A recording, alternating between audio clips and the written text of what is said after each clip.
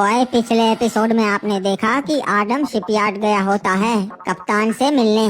तभी season 3 Rim Nam village पे हमला कर देता है और आडम के बहुत सारे सैनिक मारे जाते हैं। सीजन 3 को लगता है कि वो ये जंग जीत रहा है, पर तभी आडम आ जाता है जंगली क्रिमिनल्स की सेना लेके और दुश्मनों को चारों ओर से घेर लेता है। ये देखकर सीजन 3 जंग का मैदान छोड़कर भाग जाता है। अब आगे हुए। बाकी गाइस वीडियो को लाइक कर दो और चैनल को सब्सक्राइब करके बेल नोटिफिकेशन ऑल पे सेट कर लो। बाबू मोसाई, अब जंग का समय आ चुका है और हमने हमारी सेना तैयार कर ली है, पर सिर्फ सेना से कुछ नहीं होता। जंग जीतनी है तो एक रणनीति होनी चाहिए। सही कहा महाराज, पीक के सामने आज तक कोई भी राज्य जंग नहीं जीत पाया। हाँ बाबू मोसाई, पर हम ये जंग जीतेंगे। तुम्हारे पास कोई सुझाव है? जी महाराज, मैंने अपने कुछ आदमी भेजे थे पीक पे। उन्होंने मुझे बताया है कि सकुरा दूसरे राज्यों की तरह अपनी फौज अपने महल पे नहीं रखता। उसने अपनी फौज पीक की सरहद पे तैनात कर दी है। उसके लोग हर वक्त चारों ओर मौजूद रहते हैं और कोई भी राज्य आगे से हमला करेगा तो उसके सैनिक उन्हें चारों ओर से घेर लेते हैं। तो सकुरा तक पहुंचना नामुमकिन है महाराज। समझ गया बाबू मोसाई, मतलब पीक पे कब्जा करना मुश्किल है और नामुमकिन नहीं। रे फिर हम भी अपनी सेना को एक साथ ना भेजेंगे, टुकड़ियों में बांट देंगे और एक साथ हम भी चारों ओर से हमला करेंगे। सही कहा, और मैं अपनी टुकड़ी के साथ सीधा सकुरा के महल पे हमला करूंगा। जब तक उसे मालूम पड़ेगा कि हमने हमला कर दिया है, तब तक उसकी आधे से ज्यादा सेना मारी जा चुकी होगी। रे सही कहा महाराज, हम ऐसा ही करेंगे।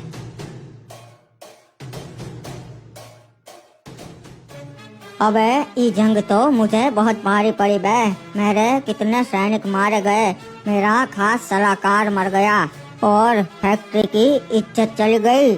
महाराज चिंता मत कीजिए, सब कुछ हो जाएगा। अबे लगता है तू पागल हो गया है बे। क्या चिंता मत कीजिए, तूने देखा नहीं उसके पास अपनी सेना तो है और ऊपर से वो जंगली क्रिमिनल्स भी उसके साथ है। देखा नहीं तूने कैसे मेरे सैनिकों को चुन चुन के मार रहे थे वो जंगली? हाँ मुझे पता है महाराज, मैं भी वही था, मुझे सब पता है। पर हमें शांति से काम लेना पड़ेगा अगर रिमनाम विलेज को जीतना है। अरे अब कुछ नहीं हो सकता, मेरा सलाहकार भी मारा गया और उन्हें हरा सके ऐसी मेरे पास सेना भी नहीं है। महाराज आपका सलाहकार मारा गया तो क्या, मैं आपका नया सलाहकार बन सकता हूँ और वैसे भी मेरे पास वो सारा अनुभव है जो आपके काम आ सकता है।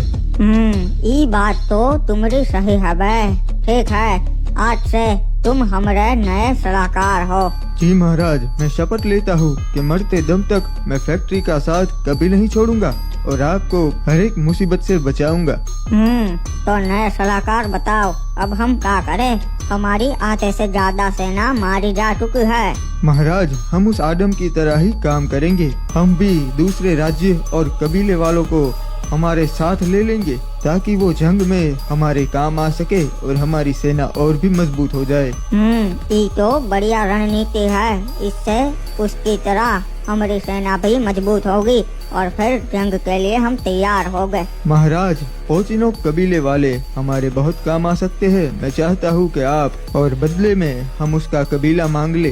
ठीक है, सैनिक जाओ और उस ओरियन को बोलो कि महाराज ने तुम्हें दावत के लिए बुलाया है। जी महाराज, अभी जाता हूँ। अब उस आदम की तरह हम भी फैक्ट्री राज्य को ताकतवर बनाएंगे महाराज, और फिर हम उसके ऊपर हमला बोल देंगे जब हमारी सेना भी उसकी तरह ताकतवर हो जाएगी। मैं यहाँ के सरदार ओरियन से मिलने आया हूँ। मुझे फैक्ट्री के महाराज ने भेजा है। अच्छा, तो तुम्हें फैक्ट्री के महाराज ने भेजा है? बताओ मुझसे क्या काम है उन्हें? महाराज ने तुम्हें शाम को दावत के लिए बुलाया है। वो चाहते हैं तुम फैक्ट्री पे आओ। ये क्या बात हुई? भला महाराज ने मुझ जैसे सरदार को दावत में क्यों बुलाया है? क्योंकि वो अपने पड़ोसियों से अच्छे संबंध बनाना चाहते हैं, इसलिए। ये तो बहुत अच्छी बात है। ठीक है, मैं महाराज की दावत में जरूर आऊंगा। शाम को फैक्ट्री पे आ जाना सरदार। कमाल हो गया, महाराज को आज तक हमारे कबीले की जरूरत नहीं पड़ी, पर आज अचानक से क्या हो गया? मेरे भाइयों, आप लोगों ने बहुत बहादुरी से जंग लड़ी।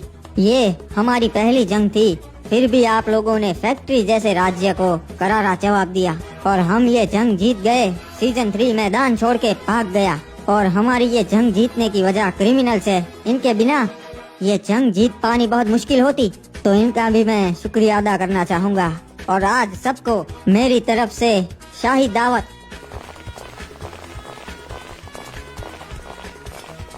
अरे ये क्या, ये तो ऑब्जर्वेटरी की महारानी आ रही है।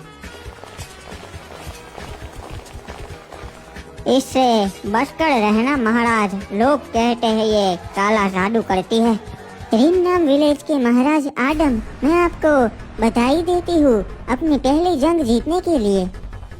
आपका स्वागत है ऑब्जर्वेटरी की महारानी, पर आप सिर्फ मुझे बधाई देने के लिए तो यहाँ नहीं आई होगी। महाराज, मैं भी आपकी तरह दूसरे राज्यों के साथ अच्छे संबंध बनाना चाहती हूँ, इसीलिए पहले यहाँ आई हूँ। जी बिल्कुल, मैं भी यही चाहता हूँ कि अधिक से अधिक राज्य हमारे मित्र बने और मुसीबत के समय पे एक दूसरे के काम आए। हाँ महाराज, इसीलिए मैं आपके सामने ये प्रस्ताव रखने आई हूँ कि क्या हो अगर हम एक हो जाएं। क्या मतलब है आपका? मैं कुछ समझा नहीं।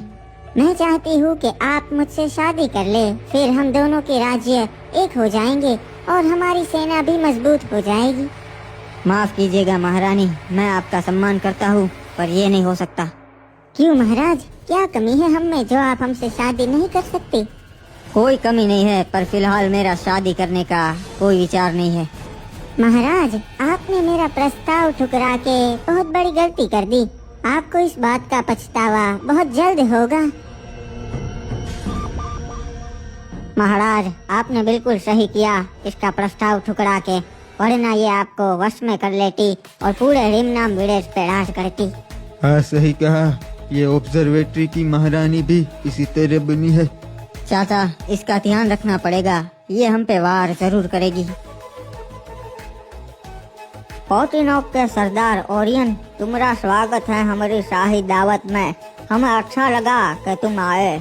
ये तो हमारी खुशकिस्मती है महाराज कि आपने हमें दावत में बुलाया। आगे की बातें हम बैठ के करते हैं, बैठिए। जी महाराज, तो अब बताइए मुझे दावत में बुलाने का क्या कारण था? तुम्हें तो मालूम ही है ओरियन, आजकल बरमूडा के हालात ठीक ना ही है, इसलिए हमने सोचा है कि हम कुछ कबीले और राज्यों के साथ अच्छे संबंध रखें ताकि जंग में हम एक दूसरे के काम आ सके।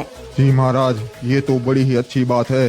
अगर जंग हुई तो पोचिनोक कबीला आपके लिए जरूर लड़ेगा। हाँ, वो तो तुम लड़ोगे, पर एक और बात भी है। आज के बाद पोटिनोक नहीं फैक्ट्री कहलाएगा। ये क्या बोल रहे हैं महाराज? हम आपके लिए जंग में जरूर लड़ेंगे, पर ये नहीं होगा हमसे। इसमें तुम्हारा भी फायदा है, तुम्हारे कबीले के ऊपर कोई राज्य हमला नहीं करेगा। नहीं महाराज, मैं ये नहीं कर सकता। पोचिनोक कबीला स्वतंत्र रहना चाहता है, हमें फैक्ट्री के अंदर नहीं आना है।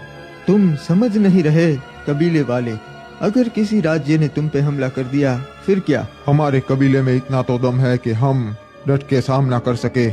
तो तुम्हारा आखिरी फैसला यही है? जी हाँ, मेरा फैसला यही है कि पोचिनोक फैक्ट्री के अंदर नहीं आएगा। तब तो तुम यहाँ से नहीं जा सकते, क्योंकि हमें भी अपना राज्य मजबूत करना है।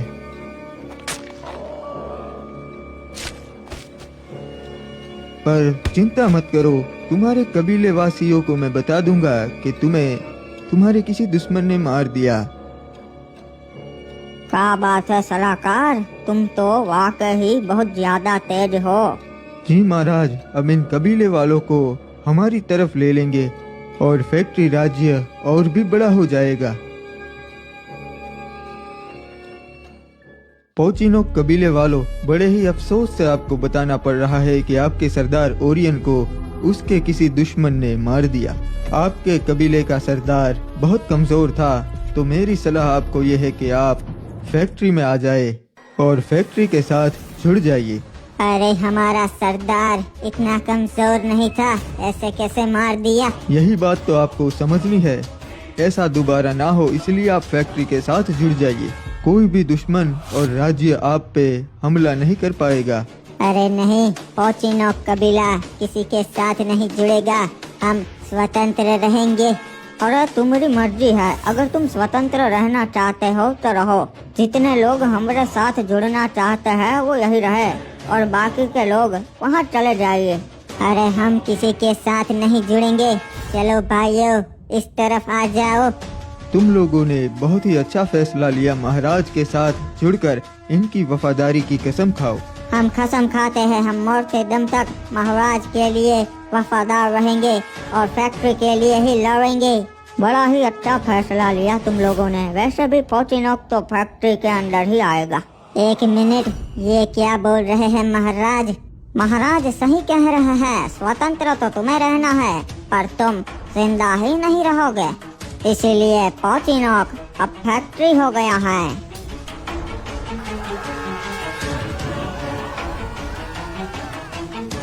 बाबू मोसाई, वो समय आ चुका है जिसका हमें बेसब्री से इंतजार था। आज हम पीक पे हमला करके अपना हक वापस ले लेंगे और फिर पीक और क्लॉक टावर एक हो जाएगा। तो चलो बाबू मोसाई, हमला।